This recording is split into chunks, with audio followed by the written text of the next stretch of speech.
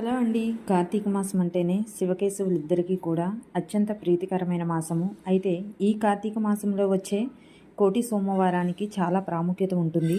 ఈ కోటి సోమవారం రోజున చేసే పూజలకు కోటి రెట్లు పుణ్యం లభిస్తుంది.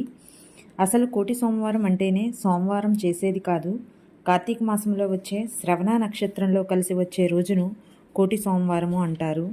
అయితే కోటి సోమవారం ఈ నెల 30వ తేదీన గురువారం వచ్చిందండి. అలాంటి రోజును తప్పక ఆచరించండి. అలాంటి పవిత్ర దినమున నదుల్లో స్నానం చేస్తే చేసిన పాపాలన్నీ నశిస్తాయి. ఎందుకంటే ఆ రోజున దేవతలందరూ ఉదయాన్నే పుణ్యనదుల్లో స్నానం చేసి పరమేశ్వరుని పూజిస్తారు. అదే సమయాన్న మనం కూడా నదుల్లో స్నానం ఆచరిస్తే ముక్కోటి దేవతల ఆశీర్వాదం లభిస్తుంది.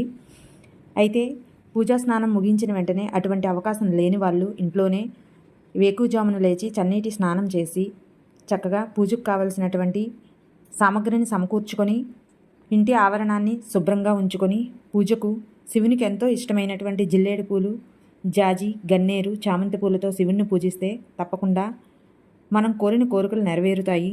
దీపానికి బియ్యం పిండితో చేసిన 2 ప్రమిదలు తయారు చేసుకొని బొట్లు పెట్టి 2 దీపాలు పెట్టి నైవేద్యంగా మనకు స్థాయికి తగ్గట్టుగా పండ్లు, బెల్లం ముక్క ఇలాంటివి ఏమైనా సమర్పించి ధూపం ఇచ్చి హారతి ఇచ్చి 3 ప్రదక్షిణలు చేసి దేవునికి అక్షింతలు వేసి తర్వాత కొన్ని అక్షింతలు తలపై వేసుకొని శివునికి నమస్కారం చేసుకోవాలి.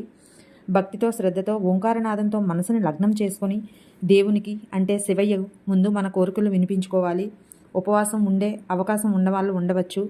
అదేవిధంగా ఉదయం ఇంట్లోనే పూజ చేసుకొని సాయంత్రం శివాలయానికి వెళ్ళి శివయ్యని దర్శించుకుని ఆలయ ప్రాంగణంలో దీపారాధన చేయండి.